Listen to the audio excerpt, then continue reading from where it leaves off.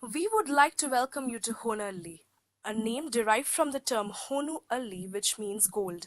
It is one of the six taluks located at Davangere district of Karnataka.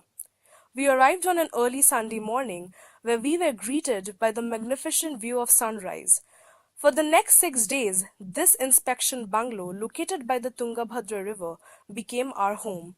The Tungabhadra River flows through the taluk and it is also the primary source of water for the people here. Agriculture is the main occupation of the people, where rice, maize, jowar, and arecanut are the main crops grown. Out of the 168 villages in the taluk, IIJNM students managed to visit quite a few. We found some common problems faced by villages across taluks. For starters, abnormal rainfall patterns have resulted in crop failure and major losses were incurred by farmers. Drainage issues formed the second problem that were faced by the villagers. Farmers also complained of dysfunctional borewells and drinking water problems. Apart from that, a community of 800 families in Honnali use inland fisheries as their source of livelihood.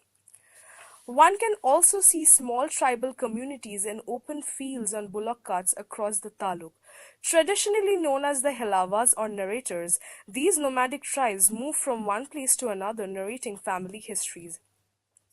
The Medara or basket weavers community can be seen weaving intricate cane baskets along the roadside of the town.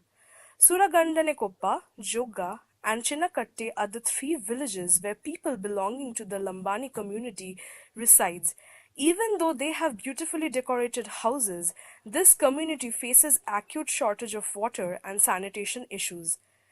The literacy rate of Honali is 82.89%, which is higher than the state average of 75.36. While male literacy is around 86.82%, female literacy stands at 79%. The taluk has many famous temples. We only visited a couple of them: Tirtharameshwara Temple and Karadikal Siddheshwara Swami Temple. The latter has 108 steps and 108 Shivlingas. The most interesting part is that carved on each Shivlinga are individual lingas which are smaller. A number of villages received Nirmal Gram Puraskar for achieving 100% sanitation. Apart from that, RO water filters have been set up in most of the villages which provide filtered drinking water to the people at a subsidized rate of rupee 1 for 10 liters. The overall experience was very pleasant since the taluk was fairly developed. Not only were the people warm and welcoming, but all our experiences combined contributed to a greater learning and understanding of how life in the taluk rural area works.